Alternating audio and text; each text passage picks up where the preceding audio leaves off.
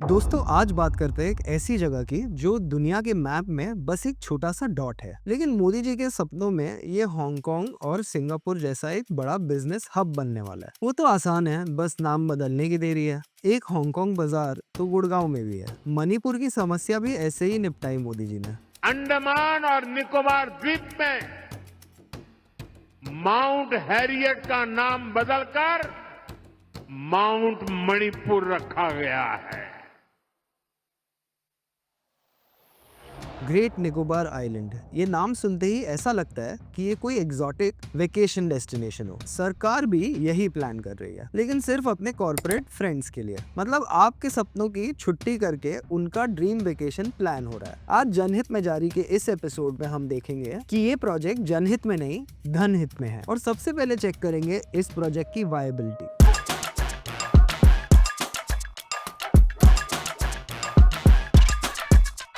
92,000 करोड़ का ये project, international container terminal, greenfield airport और पावर प्लांट और एक पूरा टाउनशिप। Sounds impressive, right? पर इसका कॉस्ट एस्टिमेट भी गडकरी जूनियर के एथेनॉल के प्रॉफिट रेट की तरह बढ़ते ही जा रहा है।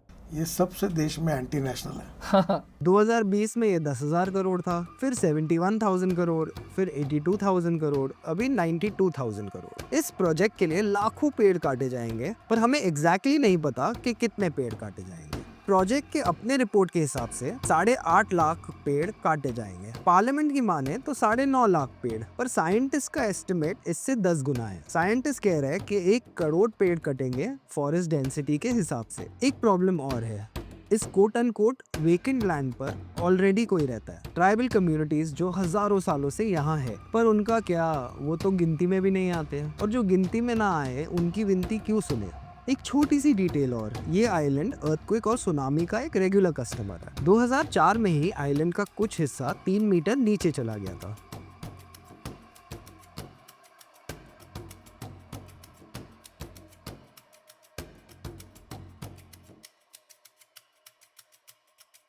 लेकिन कोई बात नहीं, बचपन से ही मगरमच्छ के साथ खेलने वाले मोदी जी क्या नहीं कर सकते हैं। ये आंसुओं का ट्रेनिंग भी शायद उस मगरमच्छ को मोदी जी ने ही दिया था।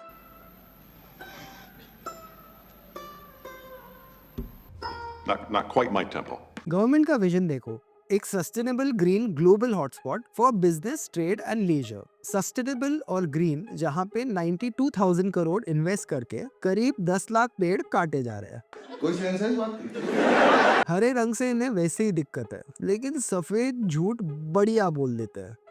A alternative to Hong Kong is possible in Great Nicobar Island। ये लाइन पढ़ के लगता है जैसे कोई प्रॉपर्टी डीलर ने न्यूज़पेपर में ऐड डाली हो, पता करो हमारे साइंटिस्ट रामदेव बाबा अगला क्या बेचना चाहते हैं। प्रोजेक्ट के 4 मेन कंपोनेंट्स है। इंटरनेशनल कंटेनर ट्रांसशिपमेंट टर्मिनल, क्योंकि यहाँ से दुनिया का 20 से 25% सी ट्रेड गुजरता है। ग्रीनफील्ड इंटरनेशनल एयरपोर्ट कनेक्टिविटी के लिए ऑब्वियसली। पावर प्लांट, क्योंकि लिए बिजली तो चाहिए ही होगी। टाउनशिप, बिकॉज लोग रहेंगे कहाँ। प्रोजेक्ट के जस्टिफिकेशन के लिए ये लोग बोलेंगे ज्योग्राफिक लोकेशन परफेक्ट है। निकोबार के लास्ट पॉइंट से इंटरनेशनल सी रूट्स बस 25 से 40 किलोमीटर दूर हैं। ये लोग बोलेंगे कि इंडियन ओशन रीजन में जियोपॉलिटिकल प्रेजेंस बढ़ाने के लिए ये प्रोजेक्ट कुछ ज्यादा ही जरूरी है। टूरिज्म एंगल भी है। Pristine virgin beaches, lush evergreen rain forest और सीनिक हिल्स। क्या बात है, सुनते ही ऐसा लग रहा है कि जन्नत का दरवाजा खुल रहा है। हाई एंड टूरिस्ट को एंगेज करना है, जो एडवेंचर टूरिज्म जैसे स्कूबा डाइविंग, स्नॉर्कलिंग करने यहाँ आएंगे। मतलब टूरिस्ट आएंगे प्रिस्टीन बीचेस देखने। जो कंस्ट्रक्शन के बाद प्रिस्टीन रहेंगे या नहीं, ये अलग बात है। हो सकता है पहले मोदी जी आ जाए बेयर ग्रिल्स के साथ तैरते हुए। It is also a dangerous place. There is a lot of wildlife here. लेकिन मैं मानता हूं कि हमने इसे डेंजर नहीं मानना चाहिए। बेयर ग्रिल्स ब्रिटिश भी है, उसे बताएंगे कि कैसे आरएसएस का ब्रिटिश से पुराना रिश्ता है। पंकज सेकसरिया, कमल कुमारी और आशीष कोठारी, सृष्टि वाजपेयी, वैष्णवी राठौर, अजय साइनी, एम राजशेखर और ऐसे कई रिसर्चर्स और एक्टिविस्ट ने इस प्रोजेक्ट का इम्पैक्ट, कॉस्ट और वायलेशन एक्सपोज किए हैं। इस प्रोजेक्ट के अलग अलग एस्पेक्ट्स को अगर आपको समझना है कि कैसे एनवायरनमेंट और फॉरेस्ट लॉस का एक भद्दा मजाक बनाया जा रहा है, तो इस किताब को जरूर पढ़े जो पंकज सेकसरिया ने एडिट की है। कोई कहेगा कि दूर किसी आइलैंड में अगर किसी मेंढक को दिक्कत होगी तो इससे देश का डेवलपमेंट थोड़ी देर रुक सकता है। पहली बात कि अगर एक पूरे ट्राइब का एक्सटिंक्ट होने का खतरा है, एक पूरी स्पीशीज ऑफ एंडेमिक एनिमल्स को खतरा है, यानी ऐसे एनिमल्स जो कहीं और नहीं मिलते, तो हाँ बिल्कुल सोच विचार करना चाहिए। और दूसरी बात, ये प्रोजेक्ट इकोनॉमिकली वायबल नहीं, इकोनॉमिकली डिजास्ट्रस है। इनको तो यही नहीं पता कि इन्हें चाहिए क्या। What do you want? It's not that simple. What It's- do you want? कभी कहते हैं पोर्ट चाहिए, जब पोर्ट सिर्फ वायबल ना लगे तो बोलते हैं यहाँ हांगकांग बनाएंगे, रिजॉर्ट्स बनाएंगे और पूरा टाउनशिप बसेगा। और ये सब बनाने में अगर कोई रेयर जानवर को दिक्कत हो रही है तो उसको वनतारा के जानवर के पास भेज देंगे। और ज्यादा सवाल उठे तो ये बोल देंगे कि ये पोर्ट नेशनल सिक्योरिटी के लिए बहुत नेसेसरी है। सोल्जर बोल दिया मैंने, सोल्जर बोल दिया। Argument खत्म। Oh, hello. सोल्जर बोल, सोल्जर चुप, सोल्जर, ये सोल्जर। पर अगर नेशनल सिक्योरिटी इतनी ही इम्पोर्टेंट है तो नेवल बेस के साथ कसिनो और टूरिस्ट डेस्टिनेशन क्यों बना रहे? जो चीजें नेशनल सिक्योरिटी के लिए इम्पोर्टेंट है, क्या आप वहाँ पे टूरिस्ट डेस्टिनेशन, कसिनो और रिसोर्ट, क्या ये सब चीजें देखते हैं आप? गोल पोस्ट चेंज करना तो इनकी पुरानी आदत है। डिमोनेटाइजेशन हो या लॉकडाउन, रोज नया काउंटडाउन। इतने दिन में ये कर दूंगा, उतने दिन में वो कर दूंगा। 50 दिन मांगे हैं, 50 दिन। The Nifty slumped to a 7-month low. The Sensex tanked 234 points, erasing most of the gains of this entire year. वैसे मैं सिर्फ 18 घंटे सोता हूँ, फिर वो ये हो जाता है और ये वो हो जाता है। और जब कुछ ना हो पाए इनसे तो चाहे जो हो जाता है। नोटबंदी पहले काले धन के लिए हुई, फिर सारे पैसे वापस आ गए। फिर कहा कि कश्मीर में लोग पत्थर नहीं फेंक रहे हैं, फिर वो भी नहीं हुआ। और फिर अभी कैशलेस इकोनॉमी होने का झुंझुना बजा रहे हैं। लॉकडाउन लगा था कि वायरस ना फैले, फिर जब ये गरीबी और भुखमरी फैली तो कहा इतने देर में हॉस्पिटल दुरुस्त कर लेंगे। और फिर जैसे कोविड सेकेंड वेव में पीक पर आया, जनता को अपने हाल पर छोड़कर आत्मनिर्भर बना दिया गया। गोल पोस्ट शिफ्ट कर दो, एक नया नारा, एक नया टास्क, एक नई हेडलाइन और नया हैशटैग। चलिए हम इस वीडियो के गोल पर वापस आते हैं। जर्नलिस्ट एम राजशेखर ने इस प्रोजेक्ट की वायबिलिटी को लेके सवाल उठाए हैं। मैरीटाइम कंसल्टेंट्स का कहना है कि देखो, अगर सिंगापुर और श्रीलंका का राइवल बनाया जाए तो सेलिंग टाइम तो हाफ हो जाएगा, पर एक पोर्ट के लिए उसके अराउंड एक सिटी का इंफ्रास्ट्रक्चर भी होना चाहिए। पोर्ट अपने आप में एग्जिस्ट नहीं कर सकता। जैसे मोदी जी बिना मीडिया और कैमरा के कहीं अकेले नहीं दिख सकते, चाहे हिमालय में ध्यान ही क्यों ना कर रहे हो। पर ये तो ट्रांसशिपमेंट पोर्ट है, सिर्फ शिफ्टिंग ऑफ कंटेनर्स होगी, कोई सब्सटैंटिव इकोनॉमिक एक्टिविटी तो हो नहीं रही। लो वैल्यू पोर्ट है तो इकोनॉमी भी कम ही होगी। मेन लैंड से जितना इसका डिस्टेंस है, बिल्डिंग कॉस्ट यहाँ पे 2.5 से 3 गुना ज्यादा होगी। मतलब आप ज्यादा खर्च करेंगे इस पोर्ट बनाने को, पर आप सिंगापुर और कोलंबो से ज्यादा चार्ज नहीं कर पाएंगे। जो पोर्ट ऑलरेडी खड़ा है, आप उसको कंपटीशन एक नया फ्रॉम जीरो इंफ्रास्ट्रक्चर बना के कैसे देंगे? इस पर किसी के पास कोई जवाब है नहीं। सवाल ये रह जाता है कि ये पोर्ट कम्पिटिटिव कैसे रहेगा। इंटरेस्ट आउटगोइंग करीब 2000 करोड़ सालाना हो सकती है। पोर्ट का रेवेन्यू अर्निंग एस्टिमेट किया जा रहा है इंटरेस्ट आउटगोइंग से 800 करोड़ कम, सिर्फ 1200 करोड़ के आसपास। मतलब लॉस में चलने वाला एक प्रोजेक्ट। टाउनशिप का कॉस्ट अगर हम कैलकुलेट करें तो इंटरेस्ट आउटगोइंग होगी करीबन 10,000 करोड़। तो अब सवाल आता है कि ये पोर्ट बनने से फायदा किसको होगा? मेन लैंड और ओवरसाइट से दूर बिल्डिंग कॉन्ट्रैक्टर्स के तो मजे ही मजे, कौन देख रहा है? और मतलब इतने लाखों पेड़ काटे जाएंगे तो सिंगल बिगेस्ट लॉगिंग टेंडर। दिसंबर 2021 में विमता लैब्स ने उन्होंने एनवायरमेंटल इम्पैक्ट असेसमेंट यानी EIA की एक रिपोर्ट तैयार की। रिसर्चर्स और NGOs ने लगभग 400 कंसर्न्स रेज किए इस प्रोजेक्ट पर आई थिंक 400 पार सुनते ही गवर्नमेंट को झटका लग गया। रिसर्चर्स और एनवायरमेंटलिस्ट से ये सरकार को इतना ही प्यार है जितना अयोध्या के वोटर्स को 2024 के इलेक्शन में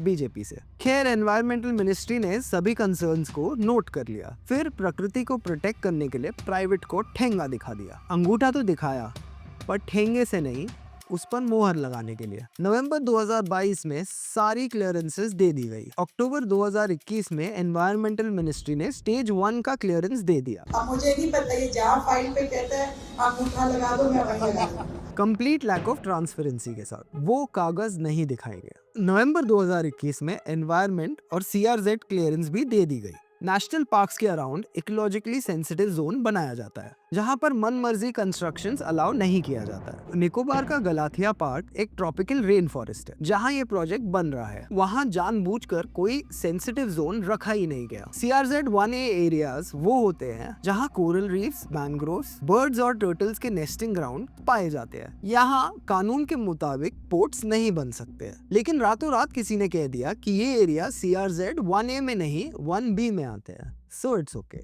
बस यहाँ नाम बदलने से काम बन जाता है।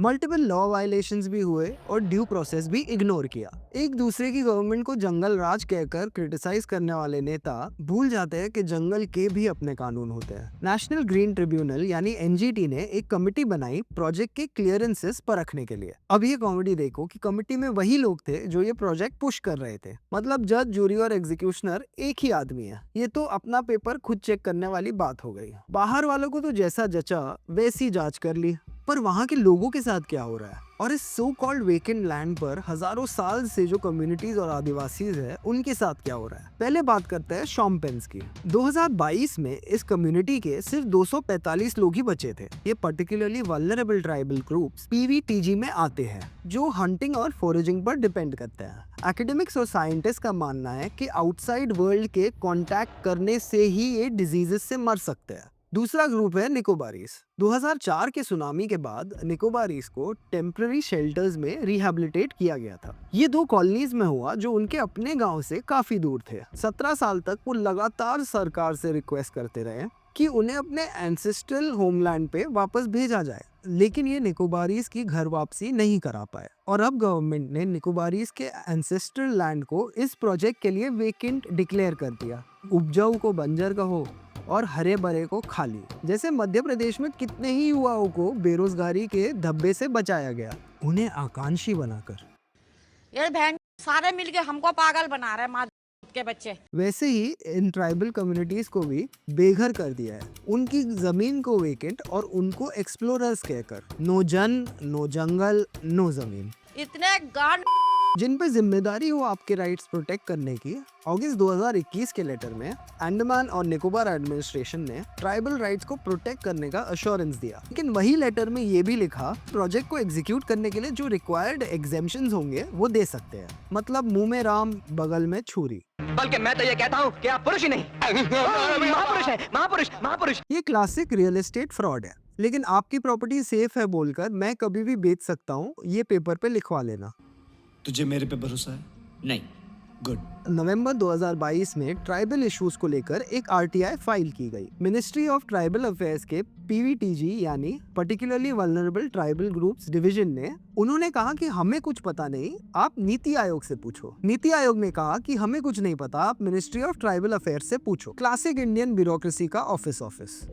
एक तीसरी कम्युनिटी भी यहाँ है जो मेनलैंड से सेटलर्स है। 1969 में एक सर्विसमैन की फैमिलीज यहाँ लाई गई थी फ्रंटियर लैंड से। यहाँ पर छोटा नागपुर के आदिवासी भी हैं, कुछ फार्मिंग कम्युनिटीज है जो बंगाल से है और आंध्र प्रदेश से कुछ मछुआरे भी। आज के डेट में इस आइलैंड का कुल पॉपुलेशन बस 8000 लोग हैं। सरकार का टारगेट है कि इस प्रोजेक्ट के तहत अगले 30 सालों में पॉपुलेशन को 3.5 लाख तक पहुंचाना है, मतलब 4000% इंक्रीज। ये पॉपुलेशन ग्रोथ नहीं, ये पॉपुलेशन एक्सप्लोजन है। मोदी है तो मुमकिन है। और इस पॉपुलेशन एक्सप्लोजन के बाद आप ही सोचिए, जो शॉम्पेन्स और निकोबारीज है क्या वो बचे रहेंगे? क्या इन 30 सालों के बाद आपको उनके कल्चर की कोई निशानी भी दिखेगी? Andaman and Nicobar protection of aboriginal tribes regulation of 1956 के अंडर वर्चुअली 100% आइलैंड एक ट्राइबल रिजर्व है। 2007 से 2022 इन्होंने फॉरेस्ट राइट एक्ट के अंडर कोई भी सेटलमेंट नहीं किया। 14 साल बीत गए। वो कहते थे कि इस जगह को फॉरेस्ट राइट्स की क्या जरूरत है, फॉरेस्ट तो ट्राइबल के साथ है और ये जगह ट्राइबल रिजर्व है। जो 14 साल में नहीं हो पाया वो बस 14 दिन में क्लियरेंस भी दे दिया फॉरेस्ट राइट एक्ट के अंडर। कमेटी में कोई भी आदिवासी रिप्रेजेंटेटिव नहीं थे। देख रहे हैं विनोद, अपनी गलतियों की जांच ये खुद ही कर लेंगे और जिनके एग्जिस्टेंस का सवाल है उन्हें कमेटी में भी शामिल नहीं करेंगे। खैर, ट्राइबल काउंसिल ने अपना नो ऑब्जेक्शन वापस ले लिया जब उन्हें पता चला कि ये प्रोजेक्ट लैंड में उनकी अपनी जमीन और गांव भी है। NCST यानी national commission for scheduled tribes, उन्होंने forest right act violation point out किया। हर्ष चौहान जो NCST के चेयरपर्सन थे, उन्होंने कंसर्न्स रेज किए, पर हुआ क्या? कांग्रेस के क्लेम्स के हिसाब से उन्हें रिजाइन करने के लिए पुश किया गया। एनवायरमेंटल इम्पैक्ट असेसमेंट ये ड्राफ्ट में ये सजेशंस भी थी कि आदिवासी लोगों को आउटसाइडर्स से सेपरेट रखने के लिए बार्ब वायर फेंस लगा दिए जाएंगे। थैंकफुली ये बारबेरियन सजेशन बाद में हल्ला मचने की वजह से ड्रॉप कर दिया गया। इस पूरे प्रोजेक्ट का एक और नुकसान भी है। यहाँ पर है pristine evergreen rain forest. Ministry of environment, forest and climate change ने इंडिया का national marine turtle action plan release किया, जिसने गलाथिया बे को most important marine turtle habitat माना। रिपोर्ट क्लियरली कहता है कि बीचेस पर डिस्टर्बेंस हो सकता है पोर्ट्स, जेटीज, रिजॉर्ट्स, इंडस्ट्रीज के कंस्ट्रक्शन से। पर गेस व्हाट, 25 जनवरी 2021 में गलाथिया बी के वाइल्ड लाइफ सेंचुरी स्टेटस को ही हटा दिया गया। That is bad news. 19 जनवरी 2021 में एनवायरमेंटल मिनिस्टर प्रकाश जावड़ेकर ने marine turtle action plan sign किया। उन्होंने विश्वास दिलाया कि इस प्लान की वजह से अब टर्टल्स एकदम सुकून से जिएंगे। पर एग्जैक्टली उससे 2 हफ्ते पहले उन्हीं की निगरानी में national board for wild life ने गलाथिया सेंचुरी को डी नोटिफाई कर दिया था पोर्ट के कंस्ट्रक्शन के लिए। Wild life institute of India यानी WII, उन्होंने डी नोटिफिकेशन रिकमेंड किया और मिटिगेशन प्लान भी डेवलप करने का दावा किया। ये प्लान जो लेदरबैक टर्टल्स को सर्वाइव करने में हेल्प करेगा पोर्ट बनाने के बावजूद। सोचिए कितना ख्याल है इनको। RTI में wild life institute of India से जब उनसे लेदरबैक टर्टल्स पे साइंटिफिक स्टडी की लिस्ट मांगी गई तो उन्होंने कहा कि उनके पास ऐसी कोई साइंटिफिक स्टडी है नहीं, ना स्टडी है ना आइडिया, फिर भी बन गए बड़े नेता। चाय में चीनी है या जहर, वो डेटा नहीं देता। गलाथिया बे जहाँ पे ये पोर्ट बन रही है वो नॉर्दर्न इंडियन ओशन में लेदरबैक टर्टल्स के लिए सबसे इम्पोर्टेंट नेस्टिंग साइट्स में से एक है। इनके इंडियन ओशन के पॉपुलेशन में सिर्फ 1000 ब्रीडिंग फीमेल्स ही बचे हैं। 2023-24 में सिर्फ गलाथिया में 600 से ज्यादा टर्टल्स ने नेस्ट किया। मतलब इस जगह की इंपॉर्टेंस क्लियर है। ये जेंटल जायंट्स यहाँ पे नेस्ट करके कभी ऑस्ट्रेलिया तक तैर जाते हैं, कभी अफ्रीका के कोस्ट तक। ये वही सफर और रिचुअल्स है जो लाखों सालों से चल रहे हैं, इंसानों के आने से भी पहले। अब प्रोजेक्ट जस्टिफाई करने वालों का लॉजिक आप सुनिए। अरे ये टर्टल्स बहुत सहनशील और जुगाड़ू है, बिल्कुल एडजस्ट कर लेते हैं। सुनामी के बाद ये 8-10 साल नहीं आए थे अंडे देने, देखो आज वापस आ गए। टेंशन मत लो, यहाँ पोर्ट एक बार बन जाए 10-1 साल घूम घाम के ये वापस आ जाएंगे। लेदरबैक्स रेजिलिएंट होते हैं, वो आप चिंता मत करिए, पोर्ट के साथ अडेप्ट कर लेंगे। हर कंटेनर आता जाता देखकर तालियां बजाने लगेंगे। ये तो ग्लोबल स्पीशीज है। फाइनली इन लोग को डेवलपमेंट के साथ एडजस्ट करने की आदत लगा रहे हैं हम। बस झोला उठाकर, ओला बुलाकर ये लोग चल देंगे। जिस देश का विद्वान ही चूतिया हो, गांड। फिर इसके बाद एक और बिजार क्लेम। अच्छा, एक एंडेमिक स्पीशीज ऑफ उल्लू है जो दुनिया में और कहीं नहीं मिलते। कोई नहीं, जब हम लाखों पेड़ काट कर साफ कर रहे होंगे तो ये उल्लू जिस पेड़ में रहते हैं ना, उसे हम जियो टैग कर देंगे, एकदम जियो टैग कर देंगे, वो पेड़ नहीं काटेंगे। इतना साइंस, ऐसा नहीं कि थोड़ा सा, इतना साइंस। इन गधों को कौन समझाए कि उल्लू पेड़ में नहीं जंगल में रहते हैं। जब आप पूरा जंगल साफ कर देंगे तो ये जियो टैग वाला फैसिलिटी उल्लू को नहीं चाहिए। कुछ उल्लू डेफिनेटली दफ्तरों में भी रहते हैं। अगर आप इंडिया के सारे बर्ड वॉचर्स को साथ ले आओ तो वो 10 साल लगा के भी 10 लाख पेड़ में उल्लू कहाँ नेस्ट करते हैं उसको जियो टैग नहीं कर पाएंगे। गलाथिया को सिंपली डीनोटिफाई नहीं करा गया। सेक्रेटरी जो एनवायरनमेंट के इंचार्ज थे उन्होंने बोला कि सेंचुरी को ना हम वेस्ट कोस्ट में शिफ्ट कर देंगे। सेंचुरी कैसे शिफ्ट होती है? क्या हम जानवरों को संस्कृत में बोलेंगे, यहाँ से हटिए उधर चलिए? अहम गच्छामि। उनका प्लानिंग ये था कि कोरल रीफ को काट कर कहीं और शिफ्ट कर देंगे। मतलब क्या मरीन लाइफ भी उनके साथ शिफ्ट हो जाएगी? निकोबार में एक अनोखी बर्ड है जो दुनिया में और कहीं नहीं है, जो जमीन में गड्ढे खोदकर अंडे देती है। ये है मेगापोड्स। पोर्ट बनाने के लिए इन लोगों का प्लान है मेगा पोर्ट्स के लिए एक नई सेंचुरी बनाएंगे और उनको वहां शिफ्ट कर देंगे। अब वापस उसी बात पे कि ये बात आप मेगा पोर्ट तक कैसे बोलेंगे? क्या मेगा पोर्ट्स ने हम भारत की कोडिंग लैंग्वेज संस्कृत सीख ली है? और वैसे भी ये नया आइलैंड सिर्फ 1.2 स्क्वायर किलोमीटर्स का है, तो मतलब मेगा पोर्ट्स यहाँ जस्ट कर ही लेंगे। बहुत जगह है, अरे बहुत जगह है। बड़े बड़े क्लेम्स की बात चली है तो मोदी जी का ज्ञान भी सुन ही लेते हैं। वो हमेशा लाइफ का मंत्र दे देते हैं, यानी लाइफस्टाइल फॉर एनवायरनमेंट। उनका कहना है कि एकदम रेजिलिएंट और सस्टेनेबल लाइफस्टाइल अडॉप्ट करना जरूरी है। इससे ज्यादा जरूरी है नेचर के साथ हार्मनी में रहना। यत् पिंडे तद ब्रह्मांडे, यानी जो पिंड यानी जीव में है वही ब्रह्मांड में है। हम जो भी अपने लिए करते हैं उसका सीधा असर हमारे पर्यावरण पर भी पड़ता है। लेकिन इधर वो नेचर का हारमोनियम बजाकर ग्रेट निकोबार प्रोजेक्ट को प्रमोट करने में लगे हुए हैं। मोदी जी की लाइफ का मंत्र एक ही है, डॉटर हो या नेचर, बस सेल्फी खिंचा लो, सब हो जाता है। कोई ऐसी समस्या दुनिया में है ही नहीं जो एक इवेंट, एक फोटोशूट, एक हैशटैग से सॉल्व ना हो पाए। हमारे कैमरा जीवी को छापस की बीमारी है। बर्थडे पर देखा ना हर जगह कैसे छपे हुए थे। भारत एक फोटो प्रधान देश है, काफी लिटरली। मिनिस्ट्री की फॉरेस्ट एडवाइजरी कमेटी FAC ने अग्री किया 130 square kilometre prime equatorial rain forest को वो डाइवर्ट कर देंगे। मतलब एक ट्रॉपिकल फॉरेस्ट जो 1000 सालों से खड़ा है, उसकी भरपाई की जाएगी 2000 किलोमीटर दूर हरियाणा में एक सूखे बंजर अरावली में। ताज्जुब की बात तो ये बिल्कुल नहीं है कि ये मिनिस्ट्री के फॉरेस्ट क्लियरेंस देने से पहले ही हरियाणा के ex chief minister Manohar Lal Khattar ने इसको एक सफारी जोन घोषित कर दिया। कहा कि निकोबार का आइलैंड यहाँ शिफ्ट हो रहा है, यहाँ हम सफारी चालू करेंगे और वापस वही टूरिज्म का झुमला। इकोलॉजिकल इकोनॉमिस्ट विजय कोलिंजवाड़ी कहते हैं ये कोई कॉम्पेंसेटरी एफोरेस्टेशन है ही नहीं, ये दो अलग अलग कमर्शियल टूरिज्म प्रोजेक्ट्स डेवलप किए जा रहे हैं। एक मजाक निकोबार में चल रहा है और उस मजाक का एक्सटेंशन हरियाणा में। 92,000 करोड़ का इन्वेस्टमेंट कभी भी सुनामी या अर्थक्वेक से वॉश आउट हो सकता है। इसी साल 6.5 मैग्नीट्यूड का अर्थक्वेक हुआ वेस्ट निकोबार से सिर्फ 60 किलोमीटर दूर। क्या ये जगह किसी भी इंफ्रास्ट्रक्चर के लिए सही है? एनवायरमेंटल इम्पैक्ट असेसमेंट रिपोर्ट ने खुद एडमिट किया कि 2004 की जो सुनामी थी उसमें ग्रेट निकोबार ने सबसे ज्यादा सफर किया था। 9.3 मैग्नीट्यूड अर्थक्वेक हुआ और आइलैंड का सदर्न पोर्शन 3 मीटर नीचे धंस गया। पूरी की पूरी मेगापोड वाइल्ड लाइफ सेंचुरी डूब गई।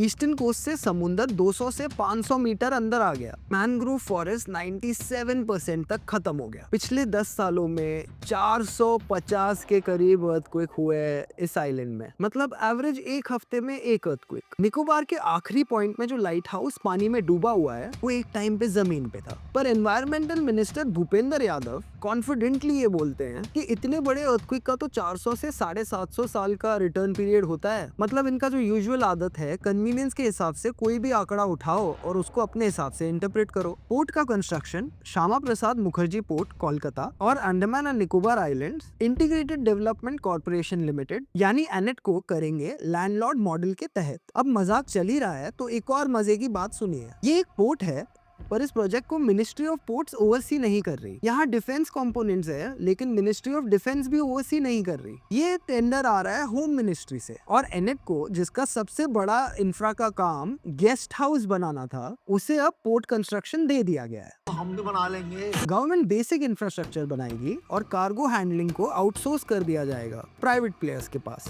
10 फर्म्स ने इंटरेस्ट दिखाया है पोर्ट के कंस्ट्रक्शन के लिए। इनमें से प्रोमिनेंट है SR, mega engineering and infrastructure limited, और भी कुछ नाम हैं पर आप समझ ही रहे होंगे। पानी हो या पवन, for ports Adani is the one. अब अडानी को पोर्ट के कॉन्ट्रैक्ट्स जिस हिसाब से सब कॉन्टिनेंट में मिल रहे हैं, ऑब्वियस सवाल उठता है कि ये सब बेवकूफी और gross violation of environmental norms क्या अडानी के लिए किए जा रहे हैं? हिस्ट्री देखो तो शक तो होता है। 1971 में निकोबारीज लीडर जॉन रिचर्डसन ने यूनियन टेरिटरी के चीफ कमिश्नर को याद दिलाया था निकोबार की एक एक इंच जमीन नेटिव्स की है। ब्रिटिश के क्लेम करने से भी बहुत पहले से 50 साल बाद भी वही लड़ाई चल रही है। गवर्नमेंट अब भी ट्राइबल और नेटिव ओनरशिप इग्नोर कर रही है। लैंड को वेकेंट डिक्लेयर करके कॉर्पोरेट को देने की प्लानिंग कर रहा है। ग्रेट निकोबार एक केस स्टडी है कि डेवलपमेंट के नाम पे डिस्ट्रक्शन को कैसे एनेबल किया जाता है। Tribal communities marginalised, environmental laws violated, biodiversity destroyed, disaster risk ignored,